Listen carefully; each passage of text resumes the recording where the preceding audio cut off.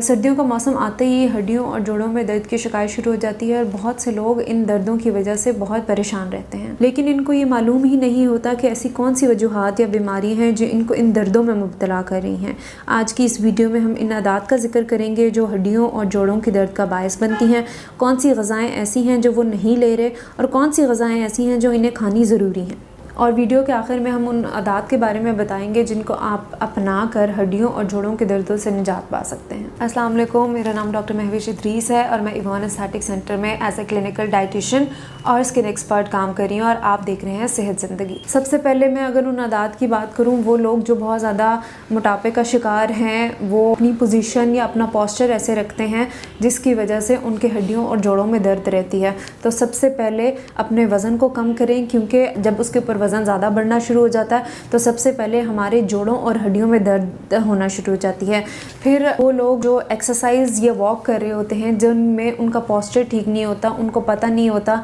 कि हमने कौन सी एक्सरसाइज किस टाइम पे और किस वक्त करनी है, जिसकी वजह से उनके हड्डियाँ खुदा न खास्ता फ्रैक्चर होना शुरू हो जाती हैं या उनके जोड़ों में दर्द की शिकायत हो जाती है। तो हमेशा किसी एक अच्छे फिटनेस ट्रेनर को या किसी कंसल्टेंट को ज़रूर ज्वाइन करें ताकि वो आपको बताए कि आपने बैठना कैसे है, आपने कोई एक्सरसाइज कैसे करनी है, आपने कोई काम कैसे करना है। क्योंकि बाज़ औक़ात वो लोग जो बहुत ज़्यादा झुक कर काम करते हैं या झुक कर बहुत ज़्यादा फ़ोन देखते हैं या उनका बैठने का बहुत ज़्यादा काम है, उनमें जोड़ों और हड्डियों में दर्द की शिकायत सबसे ज़्यादा है। फिर वो लोग जो अपने ग़िज़ा में दूध, दही या दही से बनने वाली चीज़ों का इस्तेमाल या वो ग़िज़ाएँ जो आपकी हड्डियों को मजबूत बनाती हैं उसका इस्तेमाल नहीं कर रहे होते, वो सबसे ज़्यादा अपनी हड्डियों और जोड़ों में दर्द की शिकायत कर रहे होते हैं।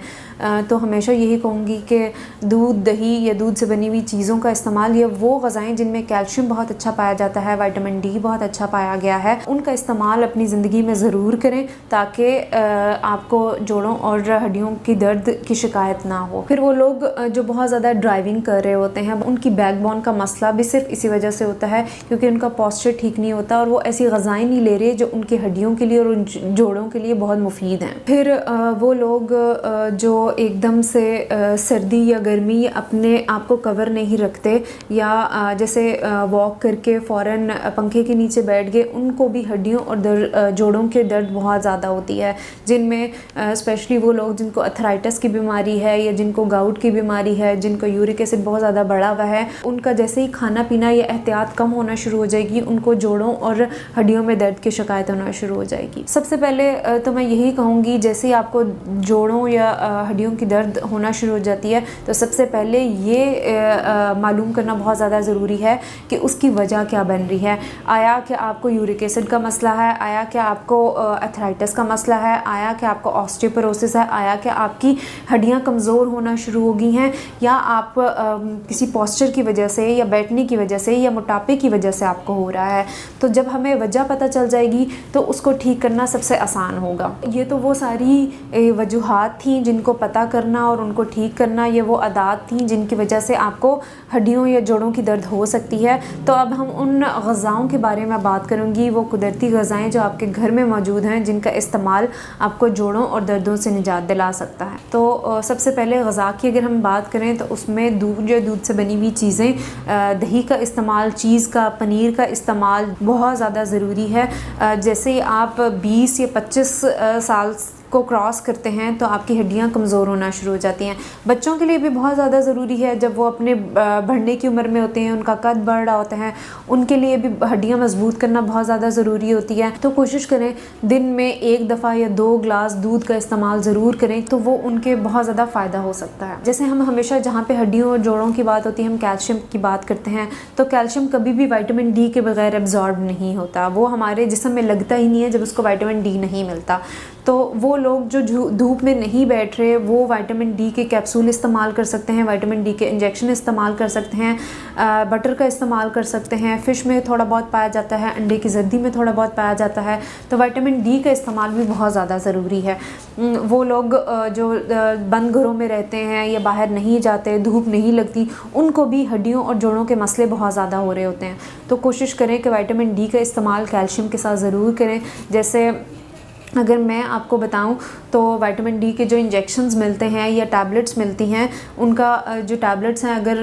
400 इंटरनेशनल यूनिट है तो वो डेली इस्तेमाल कर सकते हैं, या अगर इंजेक्शंस का इस्तेमाल कर रहे हैं तो महीने में 2 दफ़ा दूध के अंदर शामिल करके अगर आप उसको लेंगे तो उसका बहुत ज़्यादा फ़ायदा होगा आपको। तीसरी अहम ग़िज़ा है वो है हल्दी। हल्दी का इस्तेमाल भी बहुत ज़रूरी है क्योंकि वो आपके जोड़ों की दर्दों का और हड्डियों की दर्दों का बहुत अच्छा इलाज है। अब हल्दी को इस्तेमाल किस तरह से करना है, आप हल्दी का कहवा भी बना सकते हैं, अपने पानी में इस्तेमाल कर सकते हैं, आप दूध में इस्तेमाल कर सकते हैं, आप अपने खाने में इस्तेमाल करें। लेकिन खाने में ये मसला होता है कि हम उसको पका बहुत ज़्यादा लेते हैं तो उसकी अफादियत ख़त्म हो जाती है। तो कोशिश करें कि रोज़ाना रात को सोने से पहले नीम गर्म दूध 1 गिलास लेकर उसमें आधी चुटकी या 1 चुटकी हल्दी का इस्तेमाल आपके जोड़ों के दर्द को ख़त्म कर सकता है। चौथी अहम ग़िज़ा वो है अलसी। अलसी बहुत ही ज़्यादा ज़रूरी है उन ख़वातीन के लिए जिनको जोड़ों का और हड्डियों में दर्द का मसला रहता है हमेशा। वो कोशिश करें कि 1 चम्मच अलसी का पाउडर ज़रूर इस्तेमाल करें। अगर पाउडर नहीं इस्तेमाल कर सकती तो अलसी साबुत लेके 1 चम्मच डेली पानी के साथ या दही में उसका इस्तेमाल बहुत ज़्यादा ज़रूरी है। अलसी के और भी बहुत ज़्यादा फ़वाइद हैं। जिनको बीपी का मसला रहता है, शुगर का मसला रहता है, क्योंकि उसमें ओमेगा 3 ओमेगा 6 पाए गए हैं जो आपके हार्ट हेल्थ को, आपके खून के शरियानों को बहुत ज़्यादा ज़रूरी हैं। तो जब आप अलसी का पाउडर या अलसी का इस्तेमाल अपनी ज़िंदगी में करना शुरू कर देते हैं तो हड्डियों से दर्द की निजात मिल सकती है आपको। 5वीं अहम ग़िज़ा नट्स का इस्तेमाल है, जिसमें बादाम हो गया, अखरोट हो गया, पिस्ता हो गया। अगर इसका पाउडर बना के आप रख लेते हैं, इनमें भी बहुत अच्छा कैल्शियम पाया जाता है, ओमेगा 3 ओमेगा 6 पाए जाते हैं, प्रोटीन पाया जाता है और वो ग़िज़ा पाए जाते हैं जिनकी आपके हड्डियों को बहुत ज़्यादा ज़रूरी है।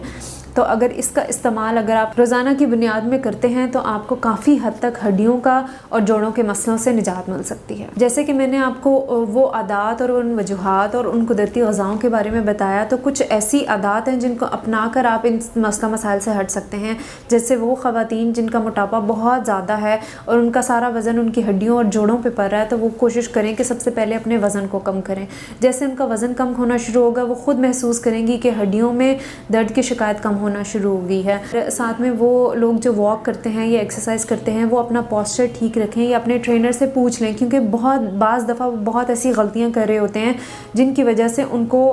हड्डियां फ्रैक्चर हो जाती हैं या जोड़ों में गैप आना शुरू हो जाता है। तो कोशिश करें कि अगर आपने कोई जिम या एक्सरसाइज की हुई है तो अपने फिटनेस ट्रेनर से पूछ लें, ताकि वो आपको बताए कि वो कौन सा पोस्चर है जिसको अपना कर आप अपने वज़न को भी कम कर सकते हैं, अपने आप को सेहत और तंदुरुस्त रख सकते हैं और उससे आपके जोड़ों और हड्डियों पे कोई फ़र्क नहीं पड़ेगा। फिर जो लोग बहुत ज़्यादा वॉक करते हैं तो वो कोशिश करें कि वो ऐसा कंफर्टेबल जूता पहने, क्योंकि बाज़ औक़ात ऐसे होता है कि जब हम वॉक करते हैं हमारा कंफर्टेबल जूता नहीं है तो हमारा पाँव मुड़ जाता है। पाँव मुड़ने की वजह से आपका खुदा न खास्ता हड्डी फ्रैक्चर हो सकती है, आपके जॉइंट्स में मसले आ सकते हैं। तो आपका जॉगर जो है या आपका शूज़ है, जो जूता है, वो बहुत कंफर्टेबल है तो आप इजीली स्मूथली वॉक भी कर सकते हैं और आप